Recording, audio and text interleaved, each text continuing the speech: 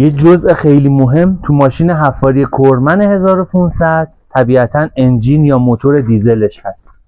انتخاب دقیق و هوشمندانه موتور QSP 8.3 توان 194 کیلووات، در واقع 260 اسب بخار نیرو در پشت مدار هیدرولیک این ماشین قدرتمند قرار خواهد داد و استفاده از موتور کامنز با توجه به پشتیبانی دقیق و منحصر به فردش در ایران این امکان رو میده که سرویس و نگهداری دستگاه رو تسهیل و ساده انجام بده. پس از موتور که حائز اهمیت ترین بخش ماشین حفاری هیدرولیک کورمن 1500 قابل توجه و شریان‌های حیاتی ماشین حفاری توسط این پمپ تغذیه میشه به اقصا نقاط و اکچویتورهای مختلف هیدرولیک.